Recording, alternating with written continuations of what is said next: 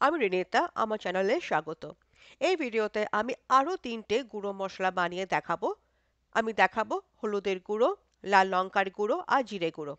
এই মসলাগুলো সহজেই দোকানে কিনতে পাওয়া যায়, কিন্তু বাড়িতে বানালে ওর ফ্রেশ গন্ধ আর স্বাদ রান্নাকে অসাধারণ বানায়। প্রথমে শুরু করছি হলুদের গুঁড়ো দিয়ে। এর জন্য আমি নিয়েছি দোকান থেকে কেনা শুকনো গোটা হলুদ ১৫০ গ্রাম।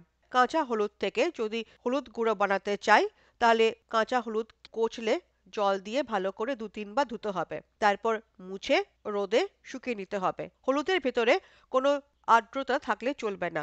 কড়কড়ে শুকনো হতে হবে গুঁড়ো করার আগে। দোকানের হলুদ খুব শক্ত হয়, সহজে ভাঙা যায় না, তাই গ্রাইন্ডারে দেবার আগে একটু ভেঙে দিলে গ্রাইন্ডারের ব্লেডগুলো নষ্ট হয় না। তারপর গ্রাইন্ডারে মিহি করে গুঁড়ো করে নিই। ১৫০ গ্রাম গোটা শুকনো হলুদ থেকে আমার ১১ টেবিল স্পুন অর্গ্যানিক হলুদ গুঁড়ো হয়েছে। চাইলে ছেঁকে নেওয়া যায় যাতে ওতে কোনো ডেলা না থাকে। শুকনো হলুদ লুজ দোকান থেকে কিনলে বা ছাদে কাঁচা হলুদ শুকালে একটা টিস্যু পেপার দিয়ে একটু মুছলে ভালো হয়। হলুদের গুঁড়ো ভারতীয় ভেজ, নন-ভেজ ২ রকমের রেসিপিতে ব্যবহার হয়। দ্বিতীয় মসলাটা আমি বানাচ্ছি শুকনো লঙ্কার গুঁড়ো। এর জন্য আমি নিয়েছি দোকান থেকে কেনা শুকনো লঙ্কা ১০০ গ্রাম। শুকনো লঙ্কা কাঁচা লাল লঙ্কা থেকেও বানানো যায়।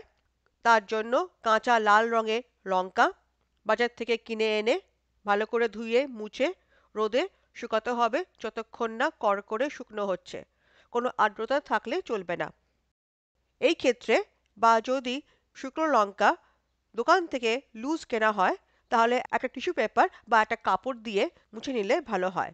একটা গরম তাওয়াতে লঙ্কা উল্টে পাল্টে দুই দিকে ২ থেকে ৩ মিনিট সেঁকেছি যতক্ষণ না একটু গরমও হচ্ছে।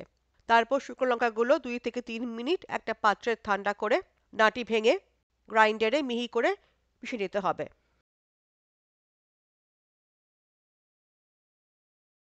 ইচ্ছা করলে ছেঁকেও নেওয়া যেতে পারে।